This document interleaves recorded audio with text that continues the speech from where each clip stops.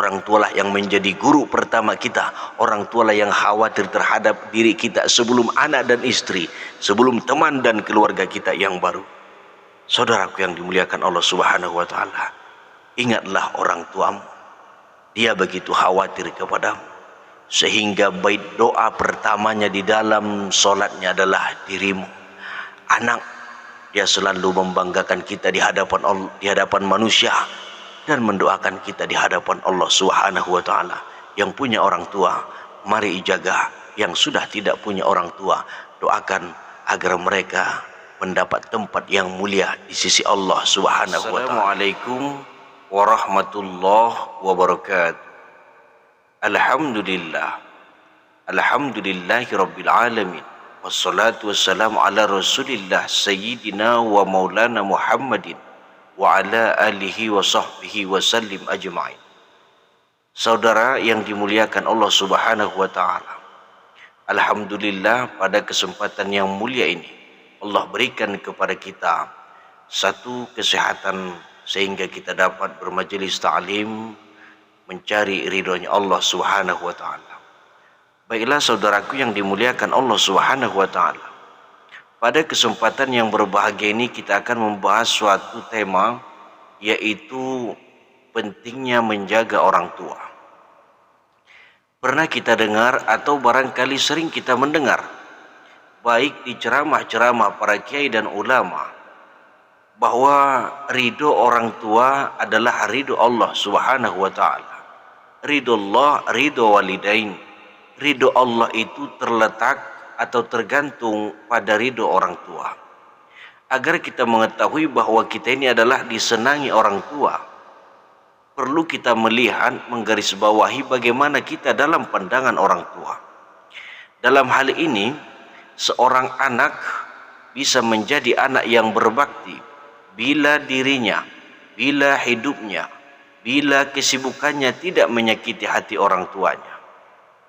Dari sini kita ketahui bahwa anak yang berbakti bukanlah sekedar anak yang memberikan harta yang cukup kepada orang tuanya, melainkan anak yang berbakti adalah anak yang tidak menyakiti hati orang tuanya.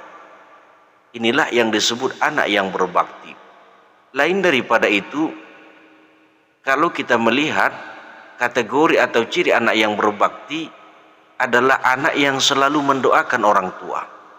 Artinya orang tua di dalam hatinya adalah menjadi sesuatu yang penting baik di dalam doanya. Saudaraku yang dimuliakan Allah Subhanahu wa taala, namun fenomena yang terjadi di lapangan tidak sering kita jumpai, bahwa seorang anak karena kesibukan yang luar biasa, karena mengurusi rumah tangga anak dan istri, sehingga seorang anak kadang lupa terhadap orang tua. Terkadang ucapan tidak sadar keluar dari mulut yang menyinggung hati orang tuanya. Saudaraku yang dimuliakan Allah Subhanahu wa taala, terlebih bagi orang yang sudah berumah tangga. Dalam hal ini akan saya ceritakan suatu kisah. Di zaman Nabi Muhammad sallallahu alaihi wasallam, satu hadis yang bersumber dari Jarir, hadis diriwayatkan oleh At-Tabarani. Pada suatu ketika datang seorang pemuda mengadu kepada Rasulullah sallallahu alaihi wasallam. Dia menceritakan kepada Nabi, "Ya Rasul, saya punya orang tua, yang mana orang tua saya ini adalah orang yang selalu menghabiskan harta saya. Orang tua saya menghabiskan uang tanpa seizin saya. Segala barang yang ada di rumah dipakai tanpa permisi, sehingga si anak ini jengkel terhadap orang tuanya." Lalu dia mengadu kepada Rasulullah sallallahu alaihi wasallam. Mendengar cerita si anak muda ini, Rasulullah menyuruh agar si anak muda memanggil orang tuanya. Singkat cerita, pergilah si anak muda untuk memanggil orang tuanya. Seketika itu turunlah Jibril kepada Nabi Muhammad sallallahu alaihi wasallam yang diperintahkan Allah. Lalu Jibril mengucapkan salam. Nabi Muhammad pun menjawab. Jibril berkata, "Ya Rasulullah, Allah menyuruhmu agar menanyakan kepada si pemuda itu, kepada si orang tua dari pemuda itu, agar dia mengucapkan isi hatinya yang tidak pernah didengar oleh telinganya." Maksudnya Nabi disuruh untuk menyatakan isi hati si orang tua tersebut. Singkat cerita, datanglah si orang tua, ditanyakan oleh baginda Nabi. Lalu si orang tua pun menceritakan semuanya. Tapi Nabi berkata, wahai orang tua, ceritakan apa yang ada di dalam hatimu yang tidak pernah didengarkan oleh telingamu. Lalu si orang tua ini terkejut mendengarnya. Dari mana Rasulullah tahu? Dari mana Rasulullah tahu isi hati yang tidak pernah saya ceritakan kepada orang? Lalu si orang tua ini berkata kepada baginda Nabi, ya Rasulullah, saya dulu sewaktu muda, anak saya masih kecil, semua harta yang saya cari, saya berikan kepada anak saya sehingga dia makan makanan yang enak. Saya senang melihatnya ya Rasulullah.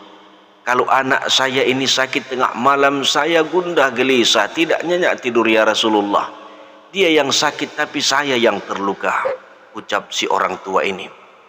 Dulu jikalau anak ini sakit tengah malam, saya ketakutan ya Rasulullah. Saya khawatir terhadapnya. Semua yang saya inginkan, bentuk pakaian dan makanan saya tahan agar ada untuk anak ini. Tapi sayang ya Rasul, ketika anak saya sudah menjadi dewasa, dia memiliki harta kekayaan, saya mengambil sedikit dari hartanya, lalu dia mengadukanku kepadamu ya Rasulullah. Aku hanya mengambil sedikit. Lalu Rasul Shallallahu Alaihi Wasallam menurut cerita Jarir, dia melanjutkan ceritanya, mendengar kisah si orang tua ini, Rasulullah menarik ujung baju pada leher anak muda itu dan berkata, dirimu dan hartamu adalah milik orang tuamu. Saudaraku yang dimuliakan Allah Subhanahu wa taala, banyak sekali terjadi dalam kehidupan kita. Seorang anak lupa terhadap orang tua. Dia menyangka orang tua adalah beban, disebabkan karena dia memiliki anak dan keluarga, kesibukan dan pekerjaan, sehingga orang tua yang ada di rumahnya sendiri menjadi beban baginya. Dia lupa orang tua sudah terlebih dahulu berjuang terhadap diri kita. Orang tua sudah terlebih dahulu susah atas hidup kita. Semua yang dia cari hanya untuk kita. Tapi kenapa ketika orang tua sudah menjadi lemah, tidak berdaya dan tidak memiliki apa-apa, malah kita menganggap itu adalah beban. Saudaraku yang dimuliakan Allah Subhanahu wa taala, ridho Allah tergantung pada ridho orang tua kita. Mari kita jaga orang tua selama orang tua masih hidup. Jika orang tua sudah tiada, mari kita tetap doakan. Jangan pernah tinggal orang tua di dalam doa kita. Kalau bukan karena orang tua kita, kita tidak bisa bertemu dengan anak. Kita tidak mungkin mendapatkan istri. Kita tidak mungkin mendapatkan pekerjaan. Kita tidak mungkin mengenal agama. Orang tualah yang membimbing kita. Orang tualah yang menjadi guru pertama kita. Orang tualah yang khawatir terhadap diri kita sebelum anak dan istri, sebelum teman dan keluarga kita yang baru. Saudaraku yang dimuliakan Allah Subhanahu wa taala, ingatlah orang tuamu. Dia begitu khawatir kepadamu, sehingga bait doa pertamanya di dalam solatnya adalah dirimu. Anak, dia selalu membanggakan kita di hadapan Allah, di hadapan manusia, dan mendoakan kita di hadapan Allah Subhanahu wa taala. Yang punya orang tua, mari jaga. Yang sudah tidak punya orang tua, doakan agar mereka mendapat tempat yang mulia di sisi Allah Subhanahu wa taala. Terima kasih. Mohon maaf. Assalamualaikum warahmatullahi wabarakatuh.